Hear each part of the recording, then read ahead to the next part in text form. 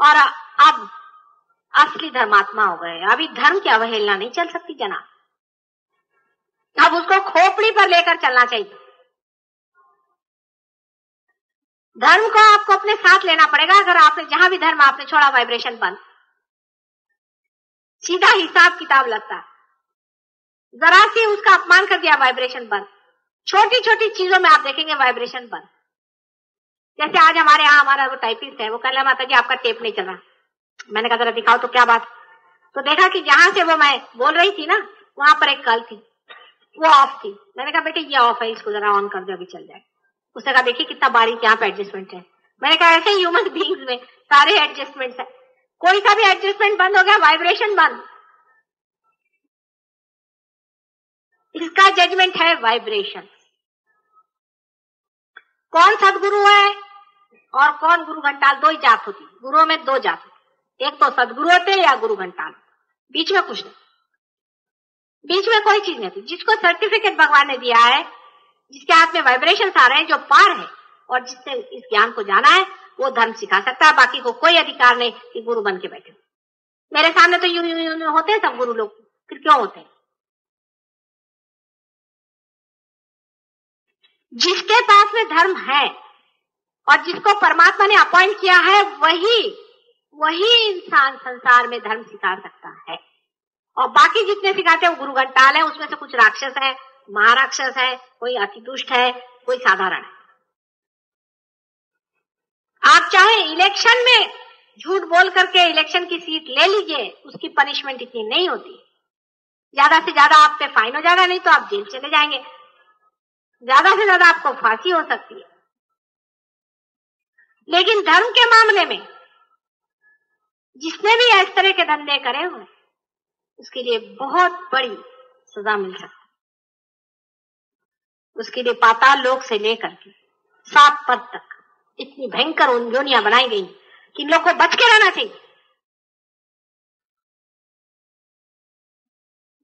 क्योंकि सन्मार्ग से परावृत्त करना, सन्मार्ग से लोगों को हटाना, अपने मतलब के लिए, पैसे के लिए, उसे स्मगलर्स बच जाएंगे, चोर बच जाएंगे, पर ये नहीं बचेगा।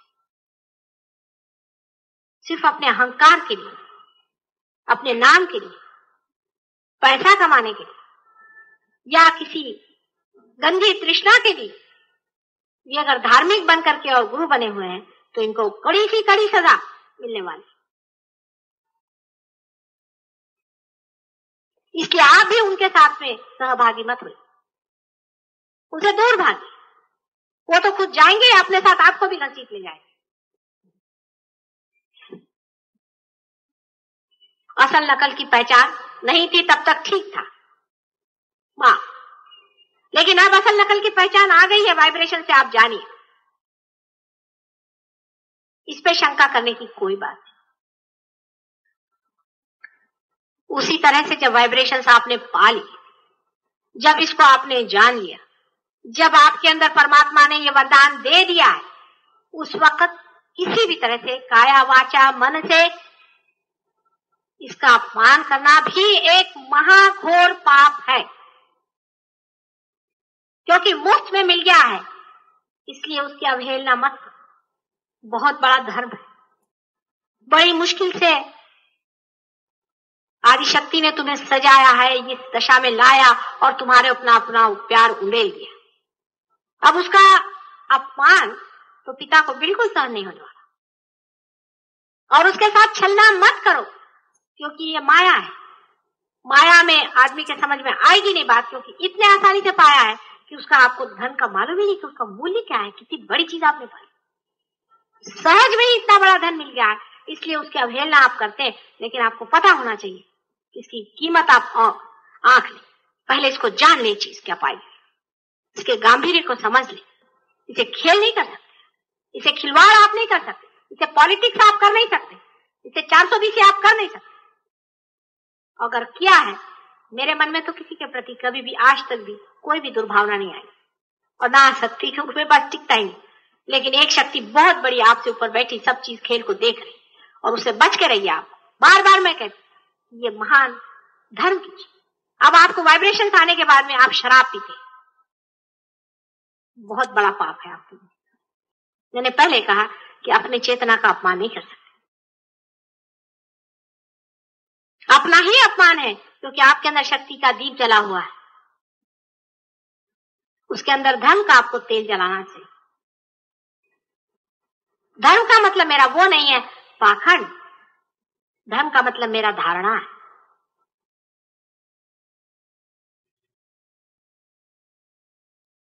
अपनी पूरी तरह से आपको इज्जत करना चाहिए, क्योंकि आप स्वयं एक मंदिर हैं जिसमें परमात्मा ने अपना दीप जलाया। इस शरीर की आपको सेवा करनी चाहिए, इस शरीर का आपको विचार रखना चाहिए, इसको सुंदर रखना चाहिए, और अपने मन को भी सुंदर स्वच्छ रखना चाहिए, उसके अंदर गंदे विचार नहीं आने देना चाहिए। अब आप पे कोई कंडीशनिंग नहीं होगा, कोई प्रॉब्लम नहीं होगा। आप तय कर लें कि नहीं, मुझे नहीं करने का है, मुझे धर्म के रास्ते पे खड़ा रहने का। दुनिया की कोई सी भी शक्ति आप पर आक्रमण नहीं कर सकती। आप तय कर लें, कोई कुछ भी बात बकवास करे, मुझे उससे कोई मतलब नहीं, मुझे अपना ही धर्म का मार्ग नियत है, उसमें मुझे उठने का। इसलिए नहीं कि मैं दुनिया से कोई सुपीरियर हो जाऊं, लेकिन इसलिए कि जो सबसे सुपीरियर चीज है, जो सबसे ज्यादा डायनामिक चीज है, वो मेरे अंदर से बहे, पूरी तरह से बहे, और मैं उसका एक सिर्फ वाहन हूं।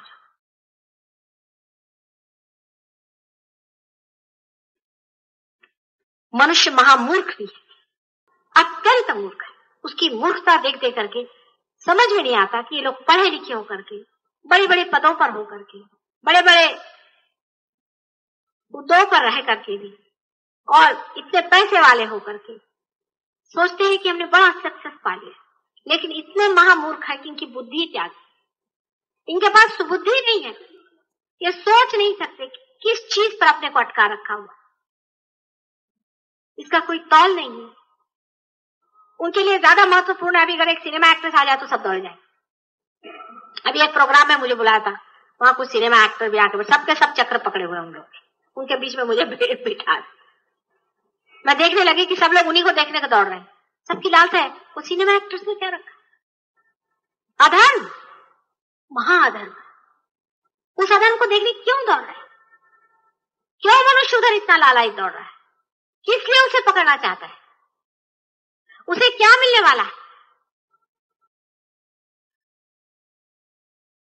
उसकी जो कमजोरियां हैं, उसकी जो वीकनेसेस है, उसके लिए उधर दौड़ा चला जाता।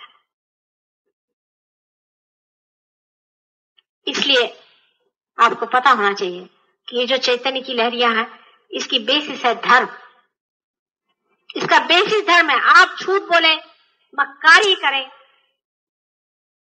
और आप चाहें कि आपके वाइब्रेशंस खुल के बहे, नहीं हो सकता बेटे। और फिर देखिए जो बहते हैं, सारा डायनामिक हो जाता है, सारी चीज एकदम डायनामिक हो जाती है। अभी एक साहब मुझसे कह रहे हैं कि भाई हमारे घर में माता जी मैं रुपया काफी कमाता हूँ, लेकिन खर्च हो जाता है, मेरे घर में पैसा है। मैंने कहा तुम्हारी बीबी का नाभि चक्र पकड़ा, उसको सफाई कर।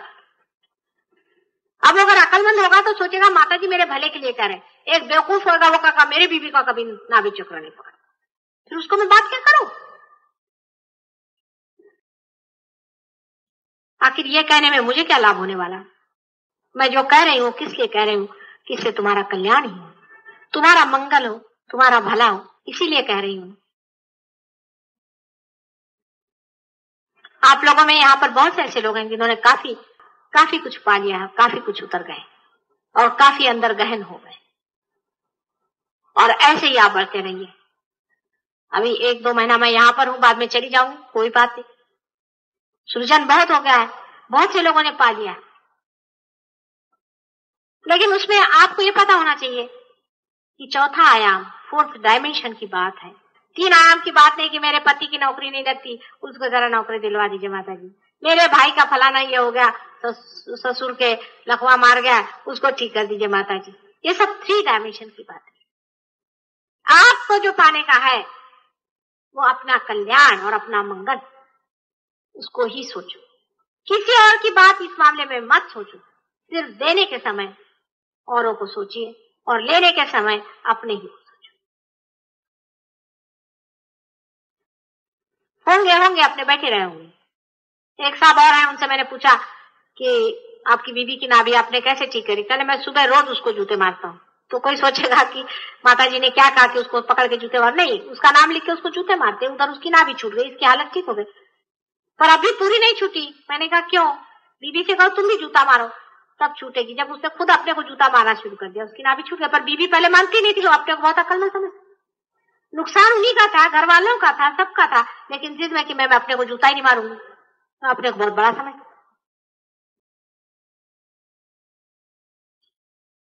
और सत्य ऐसी चीज है कि उसको आदमी सुनना नहीं चाहता, फौरन आंख चुराएगा उससे। कोई सत्य बात का फौरन आंख चुराएगा, क्योंकि वो चाहता है कि सत्य जो मैं सत्य पे बैठा वही होना चाहिए। अगर माता जी वही बात नहीं कह रही जो मुझे पसंद है, माता जी बहुत बेकार। लेकिन जो तुमको पसंद है वो तुम्हारे लिए मंगलमय है या नहीं, वो तुम्हारे लिए हितकारी है या नहीं, ये भी तो सोच लो। अगर नहीं है तो माँ को तो सही बात बतानी चाहिए ना बच्चों को। कोई माँ ऐसी दुनिया में होगी जो अपने बच्चों से कहे जा बेटे तुझे पसंद है तो आग में अपना हाथ जला के आ जाए? ऐसी कोई माँ आपने देखी है क्या? कितनी भी बेअकल हो, गंवार हो, दुष्चरित्र हो, कुमाता हो, वो नहीं कर सकती ऐसा काम। तो फिर मुझे क्यों ऐसा सोचते हो आप कि मैं आपसे कहूंगी आप जाओ आग में हाथ जलाए? इतनी बड़ी हिम्मत, इतनी निर्भयता तुम लोगों के प्यार के लिए तो कर रही हूं, नहीं तो बड़े बड़े लोग ये बातें कहने में थर्राते हैं, आप जानते हैं। बहुत सोच समझ करके चोरी छुपे कहीं से एक आध बाण छोड़ दिया फिर बैठ गए।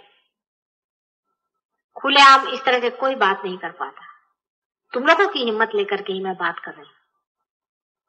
तुमको भी चाहिए कि जो सत्य है उसी पे खड़े हो, उसको मानो। उसमें हम भी कुछ नहीं, सत्य ही सब कुछ हमारे अंदर जो है सो है, और हम जो मिथ्या है उसको टूट ही जाने दो। इस तरह का विचार करके इसमें आगे बढ़ो, फिर देखो तुम कितने सबल होते हो, कितने शक्तिशाली होते हो। जब कोई बड़ा भारी प्रवाह भी बहाना हुआ तो कोई ऐसी सॉलिड चीज होनी चाहिए जो उसे उठा सके। वो तार भी तो ऐसे हो कि जो पक्के मजबूत हो, जो सत्य के ही कसौटी पे कसे गए। और ऐसे जो लोग हैं इस तरह से जिन्होंने पाया, जो इस तरह से मजबूत हो गए, वो खुद तो मजबूत है ही और दूसरों को भी मजबूत करते, दूसरों को भी समर्थ करते, और ये सारे संसार का जो कल्याण का मार्ग है उस मार्ग पे वो फूल बन के छा जाते। आज भाषण काफी हुआ, लेकिन थोड़ी देर ध्यान में जाना जरूरी है। बगैर ध्यान के तो कोई होती नहीं बात।